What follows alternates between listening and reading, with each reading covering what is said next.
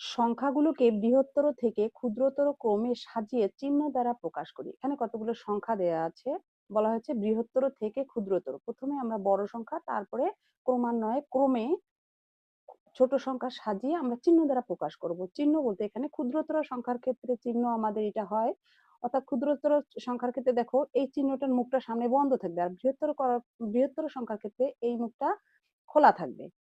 পরে আমরা আরো দেখছি। চলো এখন আমরা বৃহত্তর বা বড় সংখ্যাটি খুঁজে বের করি। এখানে দেখো প্রথমে আমরা বড় সংখ্যা বা চৌষট্টি সংখ্যা নির্ণয় করার ক্ষেত্রে আমরা বিভিন্ন ভাবে খুঁজে বের করতে পারি।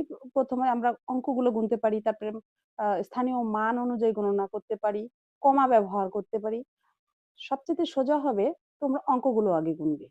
অঙ্ক সংখ্যা গুনলে আমরা খুব সহজেই বড় ছোট নির্ণয় করতে পারি। দেখো এখানে ৬টি অঙ্ক আছে, এখানে আছে ৫টি অঙ্ক, এখানে আছে ৮টি অঙ্ক, এখানে আছে ৬টি অঙ্ক এবং এখানে আছে ৫টি অঙ্ক। তাহলে দেখো আমরা খুব সহজেই ৮ অঙ্কওয়ালা বিশিষ্ট সংখ্যাটিকে বড় ধরতে পারি। ধরতে পারি মানে অবশ্যই এই সংখ্যাটি আমাদের বড় সংখ্যা, যেহেতু বেশি সংখ্যক অঙ্ক রয়েছে। ৩, ৫।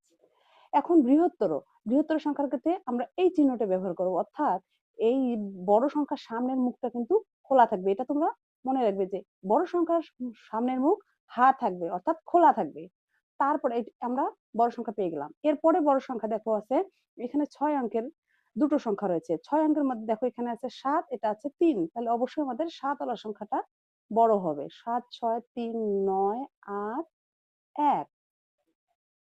বৃহত্তর চিহ্ন, তারপরে আমাদের এই সংখ্যাটি আসবে ৩, ৫, ৪, ৭, ১, ২। দেখো আমরা এটা পেলাম, এটা পেলাম। এখন এই দুটো সংখ্যার মধ্যে আমরা বড় সংখ্যা, এখানে আছে ৯, এখানে আছে ৫। তাহলে আমাদের বড় সংখ্যা অবশ্যই ৯, ৮, যেহেতু বড় ৯ তাই এই সংখ্যাটি বড় হবে। এবং সবচেয়ে ছোট সংখ্যা আমরা পেয়ে গেলাম এইটা ৫, ৭, ২, ৯, ১। আশা করি তোমরা খুব সহজেই